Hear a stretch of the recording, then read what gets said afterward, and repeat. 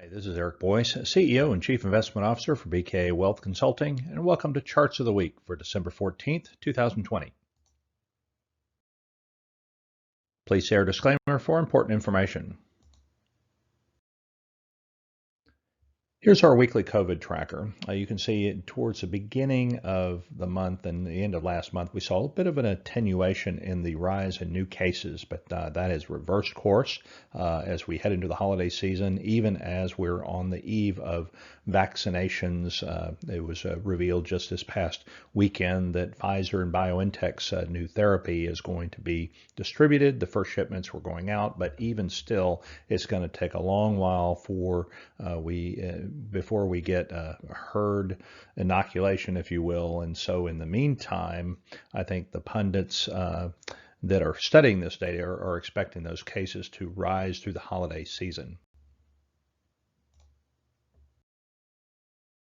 Here's our case fatality rate. So the good news here is it still remains low, even if we had a slight uptick in the last reading.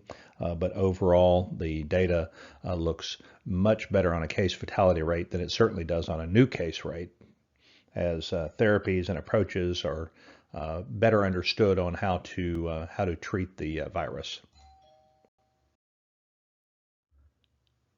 This is an interesting chart, and we saw similar trends in South America earlier this year, and obviously our seasons are opposite from one another. But during their cold season, in the midst of the pandemic earlier this year, with all of the restrictions and requirements on wearing masks and things like that, South America saw a huge drop in their seasonal flu bug. And as we hit the cold weather months, and we typically, see a big spike in flu, and certainly last year was a big year for flu.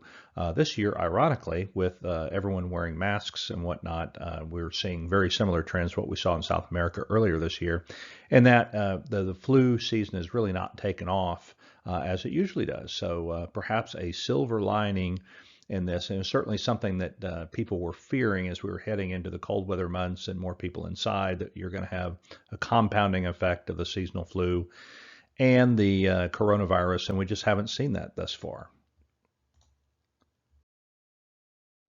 I wanted to show this slide. This is interesting. This actually comes directly from the FDA, and I picked it out of the Daily Shot publication, but it's actually the data on the Pfizer vaccine. And you can see the red line, all of those incidences, those are folks that received the placebo. And the blue line are those who received the therapy. And so you can see a clear divergence in those who had received the therapy from those who didn't receive, that basically got the placebo. So interesting that I thought that was interesting, thought I'd share it. This is a slide that I pulled from a Fidelity deck. The source is Evercore ISI, and it just shows you the amount of vaccine commitments. Now, not all of these have emergency use authorizations yet. Pfizer BioNTech does. Moderna has applied for it. I believe they get it. AstraZeneca and Oxford on the left. Again, if you add up those three that are kind of at that EUA cusp, I mean, that's essentially 700 million doses. And not to get terribly excited with that. Obviously, we've got 300 plus million people here in the U.S., but those require multiple. Each of those therapies requires multiple shots, and you can see J&J's out there. They're very active in their clinical.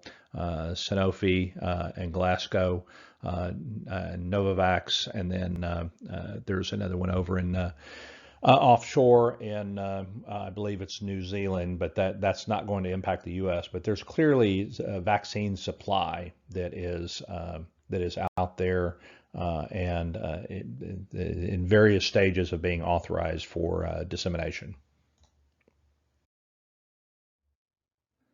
Talk for a couple of minutes about small business. This is something a very consistent theme that I've tried to hit on this year is the plight of small businesses. There's puts and takes with small business, and there's some things that kind of stand out and make you think, that doesn't really make a whole lot of sense, but it's clearly in the data. This one is business sentiment versus COVID-19 deaths, and I had never seen this overlapped before, but from Scotia Capital, I thought this was really interesting the way it does correlate fairly well. Again, this series takes us back to December of last year, so I'd say it's got a fair amount of robustness to it, but as you can see, COVID deaths and this scale is inverted on the right-hand side. You can clearly see that small business optimism is trending in a very correlated manner, as you might expect. Increased deaths, which would imply increased restrictions, which would imply increased hardship on small business. Outlook for general conditions for small business. This is from Piper Sandler, and you can see that we've bounced around a lot. Obviously, we hit a trough. We are still. This is a diffusion index, so anything above 0 represents a more positive outlook. But that outlook continues to slide a little bit. And this time series takes us back to 2012. But you see that little microcosm that's represented in 2020. You can see that we were down, up, and then we've kind of just meandered, and then now we're sliding a little bit as we head into 2021. This is a poll from Alignable based on 5,500 owners of small businesses done earlier this month. And as you can see, there is a lot of consensus, a fair amount of consensus on the need for additional fiscal stimulus. And this is something that I've been talking about in my market minutes as we watch the political tea leaves. There seems to be increasing consensus on a bill of some sort between moderate members of Congress that could provide up to $900 billion of stimulus, at least on an interim basis, and there would clearly be some benefit to small businesses. But you can see here it's an overwhelming majority that view this stimulus for small businesses either being existential to their survival or at least very, very important. Now here's one of those slides that kind of makes you scratch your head. If you look at the prior slide and look at this one, you say, well, okay, hiring hiring plans are actually looking a little bit more positive, which is a very positive thing. Obviously, labor market is trying to heal itself, and you cannot have mass healing in the labor market without some benefit from the small business sector. And in a sense, small business is kind of hinging on the hope of more fiscal stimulus, but at the same time, they're not sitting on their laurels, and they're at least the hiring intentions are looking more positive. Now here's job openings, and again, this has tangents into small business, although it's more representative of a larger sample size of businesses that have more than 50 employees. But the good news here is that job openings are increasing. So hiring intention, small business going up, job openings overall going up a little bit. That's very healthy. And if you look at the right-hand side, you can tell why. Manufacturing, durable goods numbers and prices for durable goods have gone up, and we'll see that in a second. But hiring in manufacturing, which albeit represents perhaps 10% of the overall economy, manufacturing employment is going up, and job openings are increasing. So that's very positive. Here's the first of kind of several things that we've got on inflation. So this represents the National Federation of Independent Business, NFIB, recent price changes. So as I told you, there were some odd things coming out of small business, and this is one of them. So price changes for small businesses are going up. Prices are going up. So this is a viewpoint from small business through this NFIB index, that there's increasing pricing power and the ability to push through price increases, which is a very interesting thing. When you lay that on top of the consumer price index, which is on the left-hand scale and that blue dotted line, you can see that the CPI itself, typically correlates pretty well, but there's a really strong divergence right now, which is very interesting. And obviously we sit amidst very unprecedented circumstances, but in this case, it's really odd how directionally CPI is moving away and further away from price changes at the small business level. So when we talk about inflation and long-term inflation, we have to consider productivity. And we've seen puts and takes in productivity, and we know that productivity is the arch enemy for inflation, meaning that increased productivity helps to keep inflation at bay. And I ran across this. This is in The Economist from the magazine last week, and this is reported from data that they got from the World Economic Forum, which I thought was really interesting. That if you step back and look at the investments that are going to likely be made over the next several years, and you just pick any handful of these technologies, cloud computing. My own firm is moving into the cloud computing and big data analytics and Internet of Things. Certainly cybersecurity is a big thing in the financial services industry. So I'm actually, as a CEO, I'm a user of some of these technologies and migrating into more of these. But if you look at the share of companies that are likely to adopt these types of technologies over the next several years, the number is fairly astounding, and that should help drive increased productivity in the future, which I think will be an offset to inflationary pressures elsewhere. Well, here's our CPI, and it's a tale of two cities, if you will. You've got non-durable, which be service inflation, so on and so forth, and then you've got durable goods inflation. And we've already seen small businesses trying to increase pricing power. We know the services sector has been really challenged this year with a lot of business closures and volumes that are well below the historical trend lines because people are a little bit more reluctant to go out and engage in services, et cetera. But durable goods inflation is really driving the boat right now. That's that blue line, and it's really actually spiked. And this is you can see that there are divergences, that there are, I'd say it's on a casual basis, a loosely positive correlation. But in this case, it's really odd how divergent durable goods inflation is right now relative to services and non-durables. Well, and speaking of durable goods inflation, here's a couple of examples. Lumber prices have moved back up from last October's interim trough. We saw a huge rise earlier this year. We know the housing market's extremely strong, and these prices really are a direct reflection of kind of what's going on in the housing market. We know that there's limited supply in many key markets of housing stock, and that is going to increase. So that's driving up lumber prices.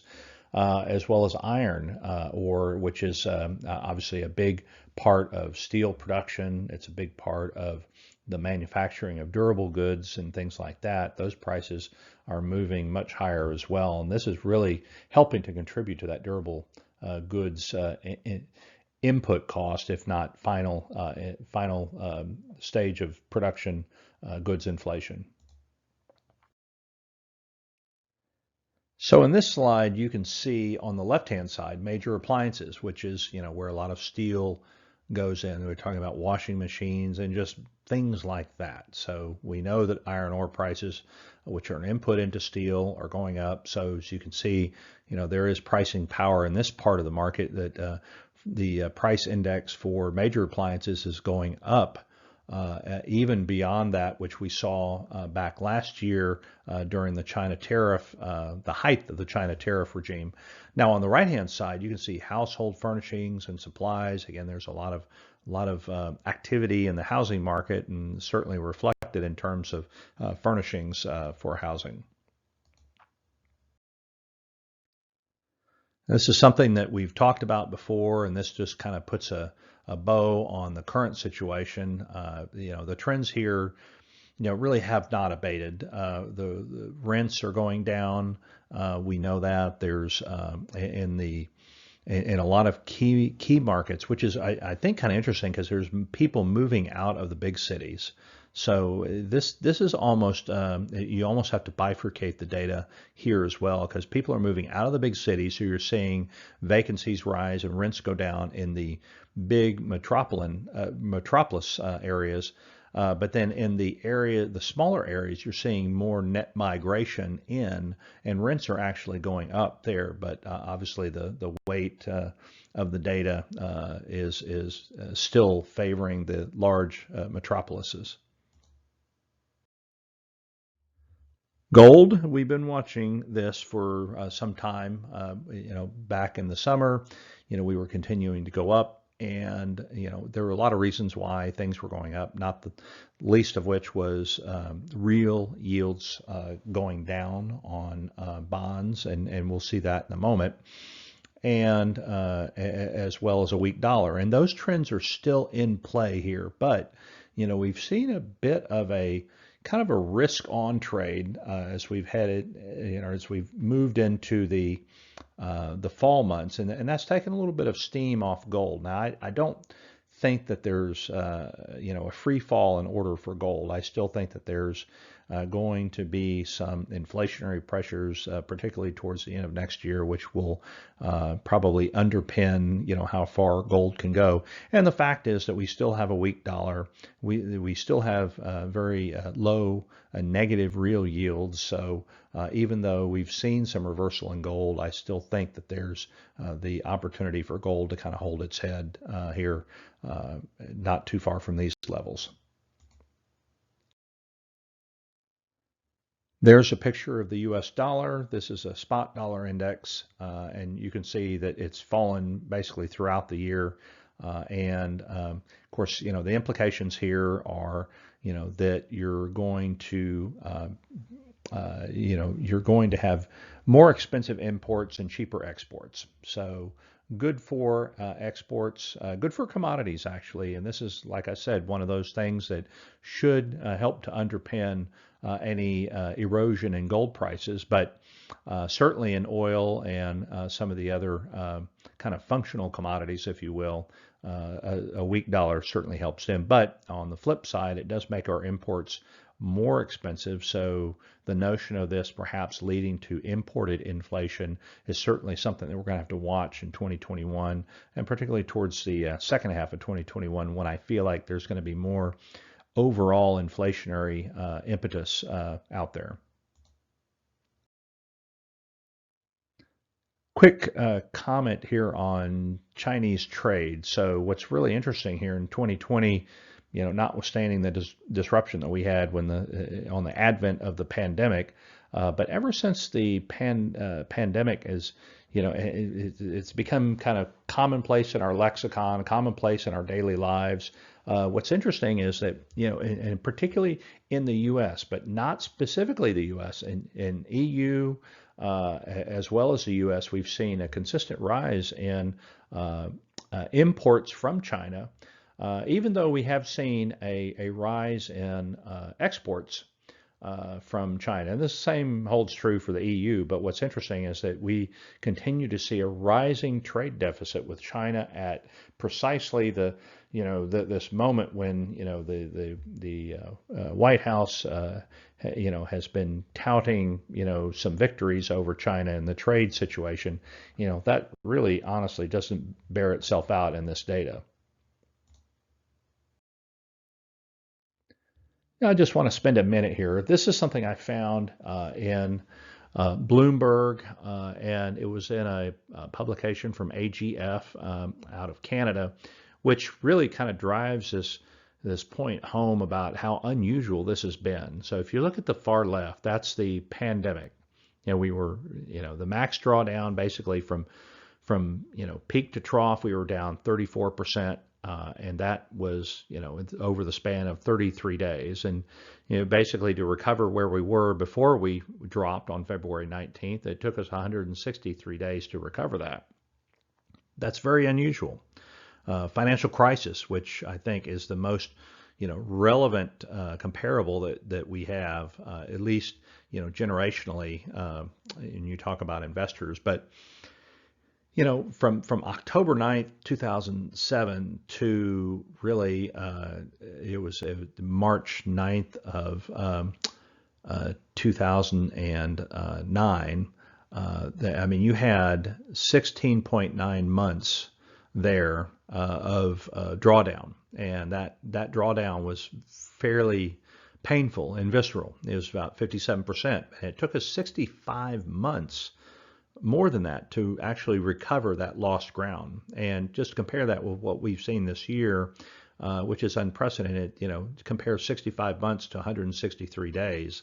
And there really is no comparison. If you look at, the Great Depression, which again is, generations ago, but obviously something that we have a lot of data on, max drawdown was significantly more.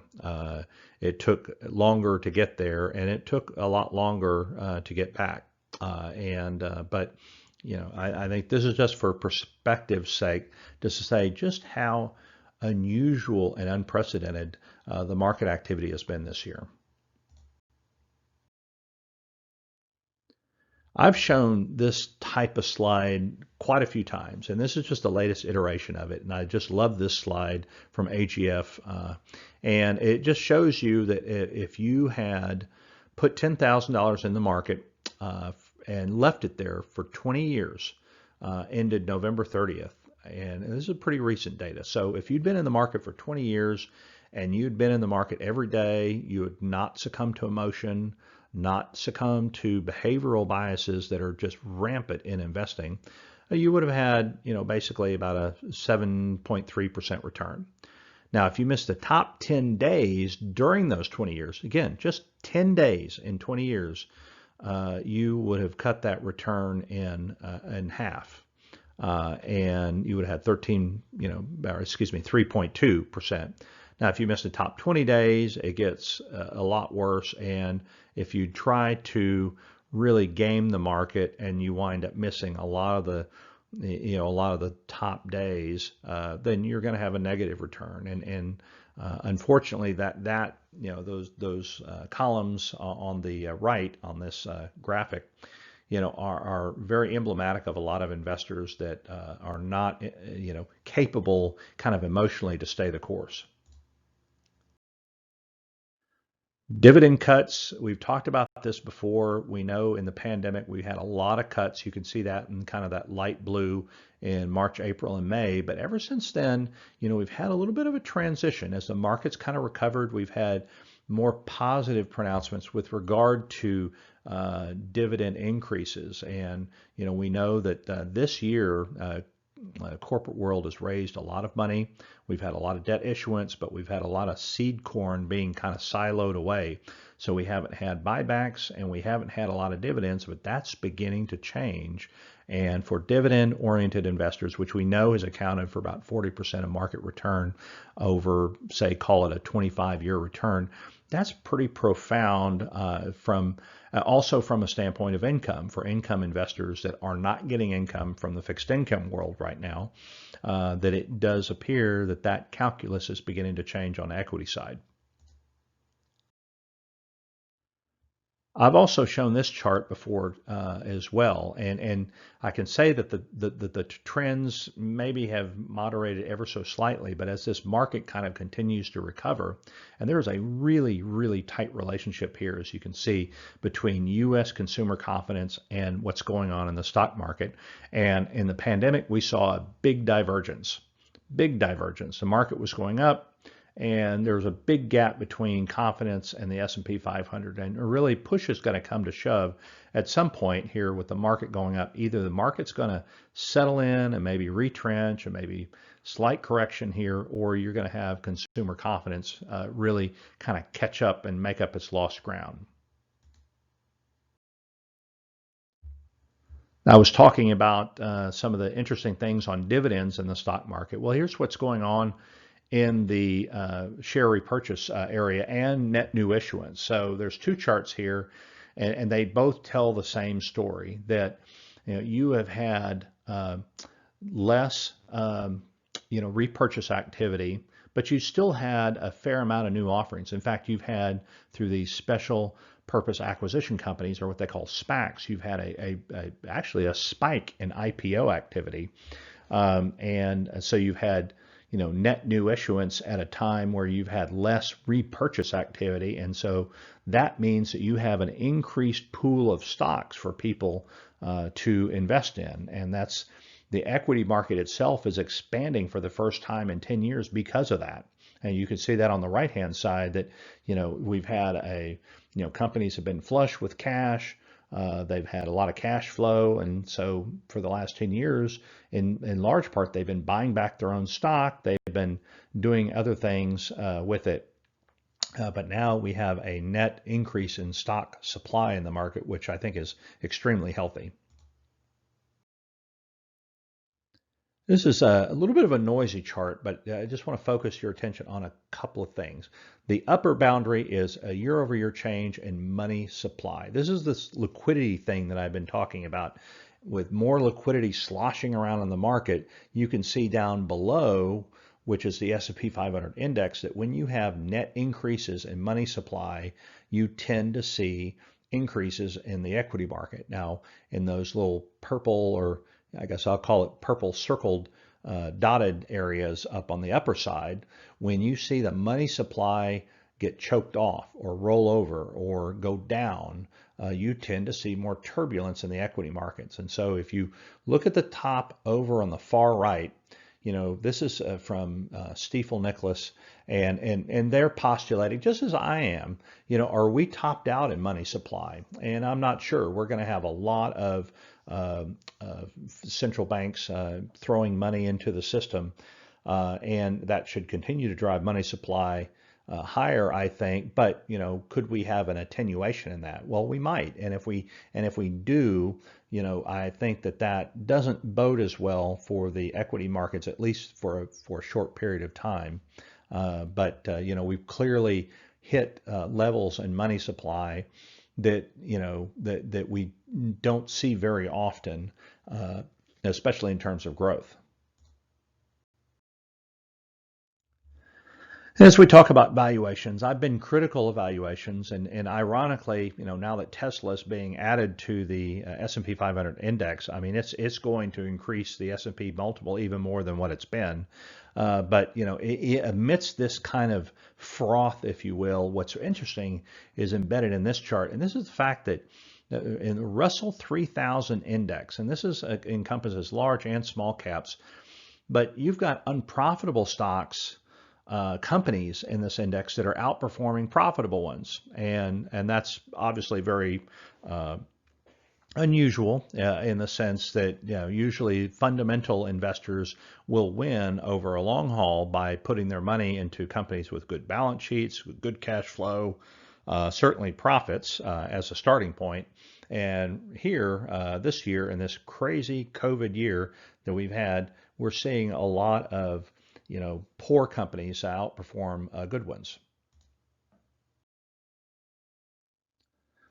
This is another chart that kind of ties, real yields with the stock market. So, we've talked about that as it relates to inflation and commodity prices and things like that in the U.S. dollar. But here you can see in the basically in the black is the real 10-year yield. This is like 10-year yield minus inflation, and we know 10-year yields have been low, being held down. We don't have a lot of inflation pressure, but when you subtract that, you get a negative real yield of on the order of 1.5%.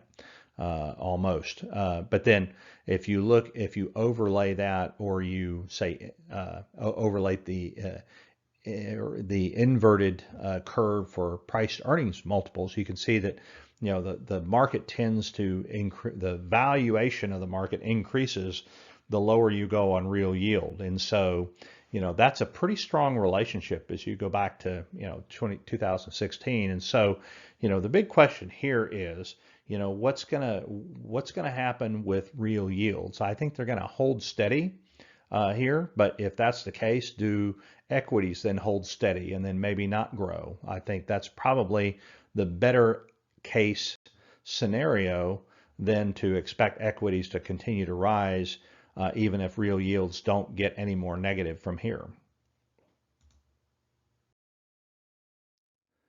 I thought this was interesting from JP Morgan, just from the standpoint that this is kind of an index, if you will, of a lot of different things, a lot of different valuation characteristics. And what's really profound, if you look at this, which includes 1-year forward price to earnings ratios, again, stock valuations, credit spreads, which kind of reflect an appetite for risk in the fixed income market, real 10-year yield rates, which we just talked about, real foreign exchange rates, which is essentially the dollar that we talked about, and then commodity prices. We haven't seen that basket of indicators be that expensive in a long time. And in fact, this shows you in that highlighted area that the percent of markets that are more than one standard deviation above their long-term average. And without getting real mathy about this is, is essentially, I mean, we're seeing something that only happens maybe a third of the time at best. And so we've got 40% of those indicators almost that are more than one standard deviation above their long-term averages, and that's pretty telling. I mean, we've got a lot of froth in this market, even though we've got some positive visibility looking into next year. This is a chart also from JP Morgan, and it shows you the issue that we have with central banks. I've got two charts on this. So central banks have been really instrumental. If they go out in the market and they buy and they purchase fixed income on the open market, it injects the money that they're spending, gets injected into the market, but then then it increases the demand and the holdings of all of the publicly available bonds out there. And this is a global number. And so what's really important on this is that for yields to remain low, when you see that in those black bars, when the bars are up, that means that there's increased supply, meaning the Fed is kind of standing down a little bit and central banks are kind of standing down. They're not buying as much on the open market, that yields tend to go up. And so when the central banks, including the Fed, are really active, that tends to bring yields down. And we know that the Fed has been real active in buying fixed income, more quantitative easing, as they call it.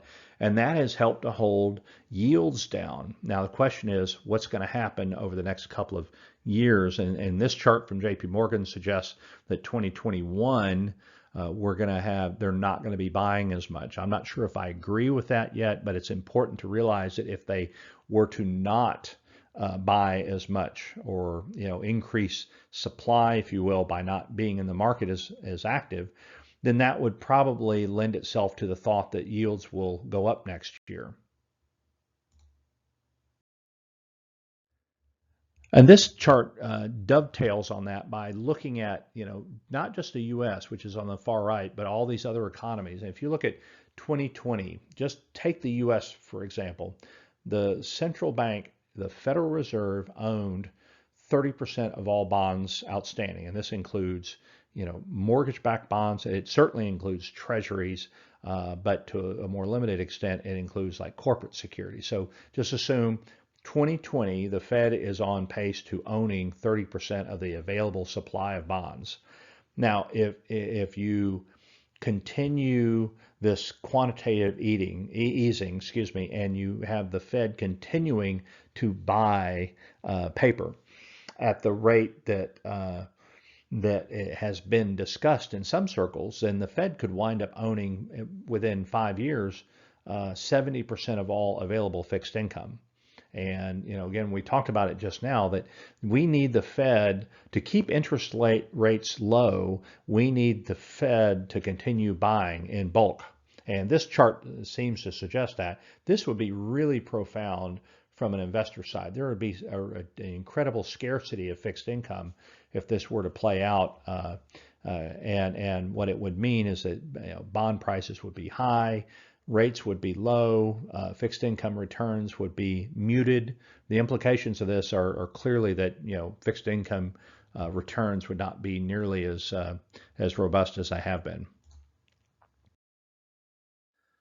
Quick comment on delinquencies in the mortgage market. I've been watching this, and good news is households are in reasonably good financial shape, and you can see that the delinquency rate continues to slide a little bit, even though it's elevated relative to recent levels.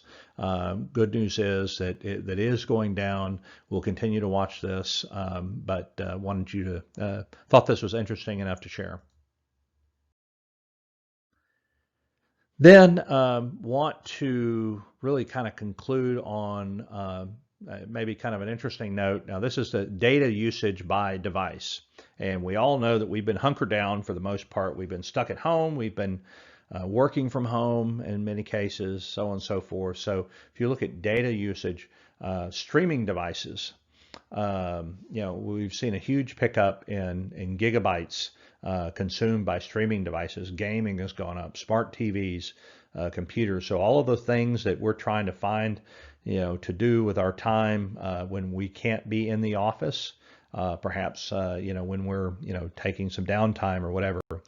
Just thought that was interesting to pass along in terms of, kind of the impact of the pandemic on data usages here.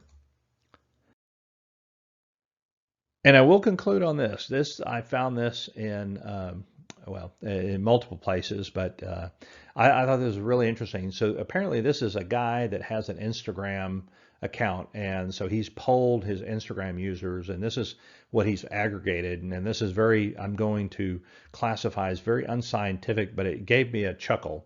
So if you look at Texas, being in red, that the favorite quarantine activity has been Netflix or TV. What's interesting, perhaps not too surprising, like our neighbors to the east, Louisiana, the favorite quarantine activity was drinking, and in Arkansas it was sleeping.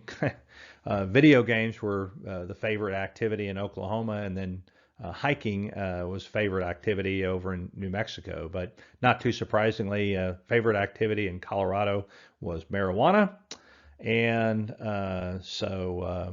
in Mississippi, I guess they went to the beach. Florida, they went to the beach. Oh no, Mississippi, they were eating.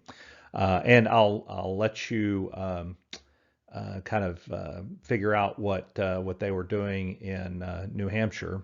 But anyway, I thought this was really kind of just made me chuckle and thought I'd share it. Well, that's all we got for this week. Hope you have a wonderful week. We'd love to hear from you. Be safe as we continue into this holiday season, and we'll talk to you again soon.